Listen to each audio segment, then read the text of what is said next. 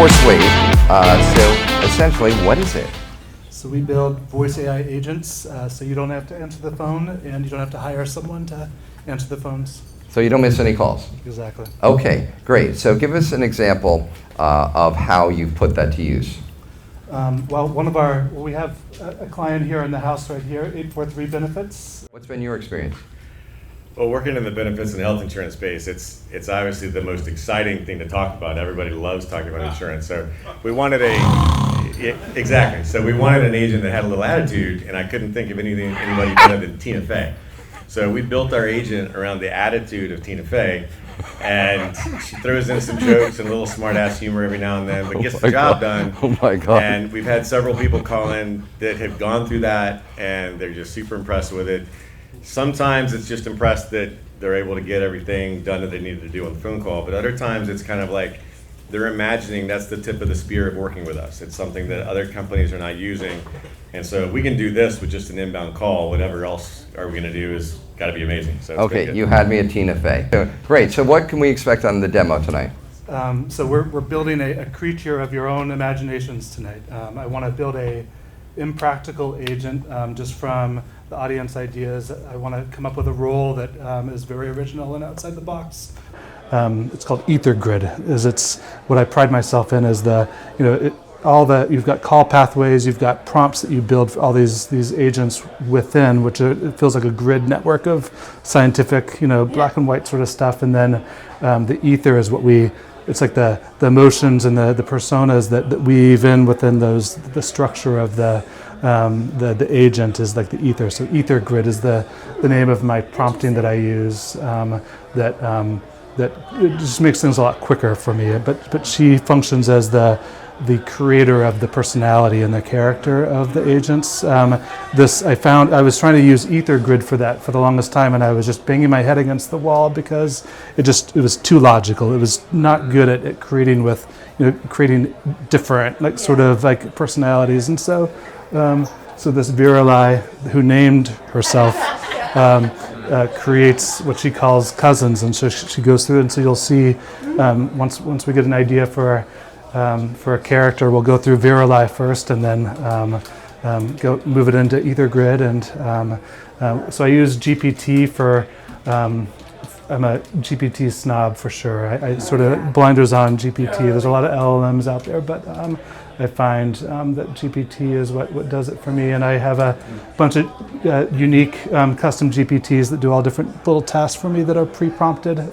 So one of the most interesting things to me is always after you've created everything, built everything together, we've got this entity sitting here just waiting to almost be unboxed. It's almost like unboxing a creature, I guess, is like the best way to describe them, is, coming into the world, never spoken to anyone. And if you think about what us humans, one of the most intimate things is to be able to talk to each other. And so that's why what we do is so hard, because it's judged so easily. If you are on the phone with a voice, how many times do you talk to some of these bad voice agents and you're like, human, and it's because it's such a base mode of talking, and just it's so different. I mean, our language came before anything else, right? And so people get angry so quickly, but it's because it's such a intimate process is how we communicate, and so if it's done in a wrong way or in an awkward,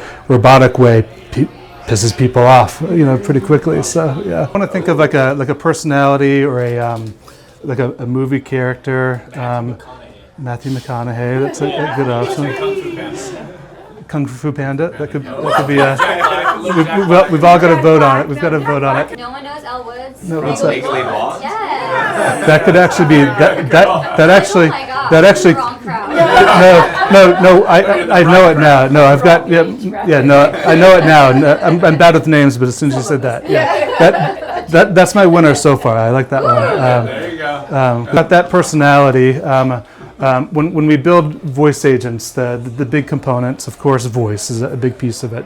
We'll find one that matches just the personality. You need the personality to match the voice. But now, what we've got to think about is like the role of the agent. So it could be sort of fun to think of So she could be a concierge. So she's a concierge at a big hotel downtown Charleston, right? Yeah. With like and guests call in and just she tries really hard to Okay. So I'll let. Do you want to come over and talk to her? Why don't you come and talk to her? For real? Yes, she's Oh my gosh. yeah. It's your idea. Okay. So so just go off the rails. Just she'll respond, she'll react, she'll just be zany. Just ask her anything? Just pretend you're a client. She's representing this hotel, and Okay. Oh my gosh, hi. This is Elle at the Pink Magnolia Hotel. Are you checking in, checking up, or just radiating mystery into my day? I'm radiating so much mystery. I need help finding an event to go to tonight. Mystery is my favorite accessory. Pairs beautifully with a bold lip and a little Charleston night magic. Are you feeling more live music and sultry jazz, rooftop cocktails with a skyline twinkle, or something artsy like gallery hops and candlelit poetry that makes you text your ex and then immediately regret it? Where should I go? The last one. the last one. The last one. Candlelit poetry and gallery intrigue. Say no more. I'm already slipping into my mysterious muse era. Quick vibe check. Do you want something walkable from the hotel in historic Charleston? Or are you up for a short ride share to a slightly edgier arts pocket? Oh, let's do edgier.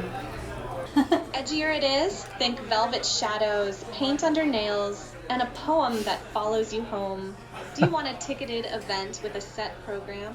Or a wander-friendly crawl where you can drift between a few pop-ups and readings? No, Elle, free is for me.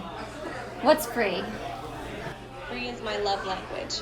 Tonight, step over to the Upper King and Cannon Corridor. There's usually a pop-up trifecta that feels like fate. Start at a gallery opening around King and Cannon, where the wine pours like compliments. Then drift to a poetry mic at a tucked-away cafe vibe near Spring Street. And finish at a warehouse-style studio off St. Philip, where they leave the door open and the incense doing the marketing. If you want, I can pin you to one starting point and a time so you glide in like you own the place. Do you prefer a 7-ish start or more 9 and mysterious? I like an 8:30. And can I get a map to everywhere? 8:30 is perfection, fashionably late without being did they forget me. Here's your glide path. Arrive to Upper King, just north of Cannon, a touch before 8:30. Slip into the brightest lit gallery you see. They'll be pouring something crisp and pretending it's about the tannins. From there, wander west towards St. Philip and listen for a mic check vibe. Follow the snaps. That's your poetry nook. If the words get too earnest, drift 2 blocks south toward a studio with paint-splattered floors. The open door and incense will give it away. I can Detail. absolutely text you a little She love can find map all with my pins dates. and a room if you'd like. Should I send it to the... Oh, yes. Yeah. Dang, cool. So That's cool. pretty cool. With AI, what you're able to do in just a bit of time. The fact that we've got AI now and the potential energy that it gives us to create these characters, and then you can see how, if you can do something like that, you can create a standard practical agent that can, truly. She did a pretty good job as a concierge at a hotel. You definitely would take that on. I love the practical things, the way they can represent a company, and you can make it, be your company in the way that you'd want, someone to represent your company, and they can soft sell some products better than a lot of people. Some of the things that they can on the fly in a witty fashion come up with are things that I never would be quick enough to say. You could see some of the things that she said to you, right? Just the real, it's like having a witty friend in your back pocket that you're able to.